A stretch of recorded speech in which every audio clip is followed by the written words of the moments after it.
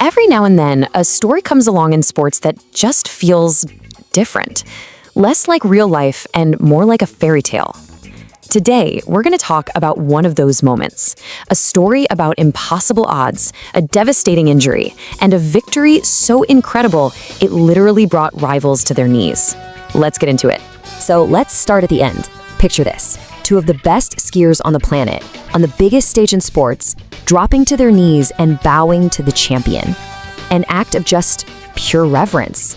But to really feel the weight of that moment, you have to understand the journey it took to get there. And this is our hero, Federica Brignone.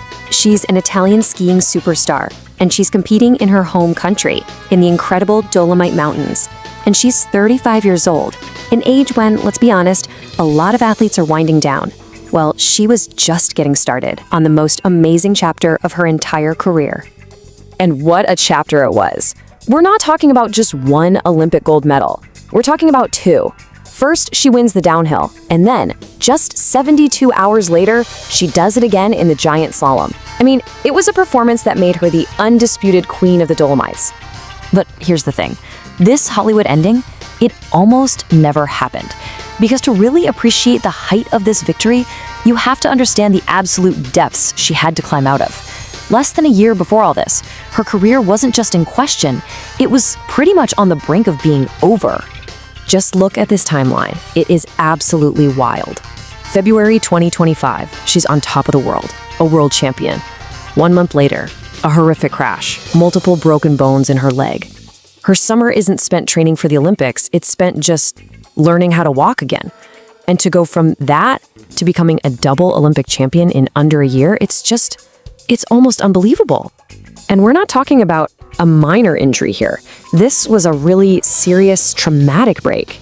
It took surgery and a bunch of screws just to put her leg back together.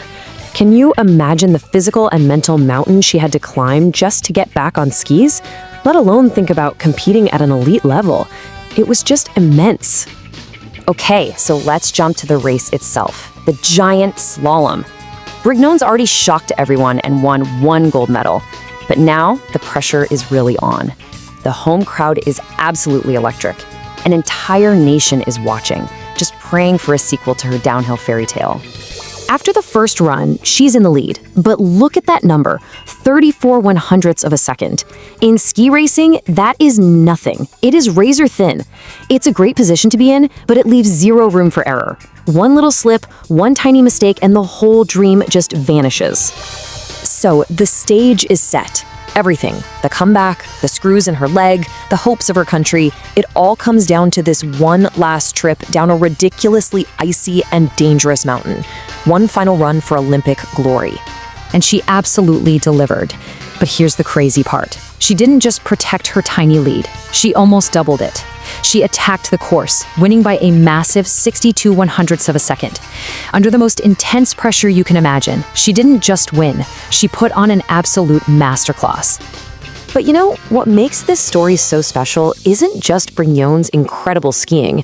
It's also how it was seen through the eyes of one of her biggest rivals, the American superstar Mikaela Shiffrin. This really shows you the brutal reality of elite sports. On the same day Brignone had this career-defining moment, Shiffrin, one of the greatest skiers of all time, finished way back in 11th place, almost a whole second behind.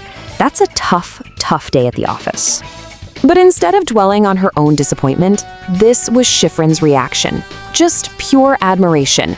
She knew she had just witnessed something historic. In a moment that could have been all about her own result, she chose to celebrate her rival's greatness. That is the definition of sportsmanship, right there.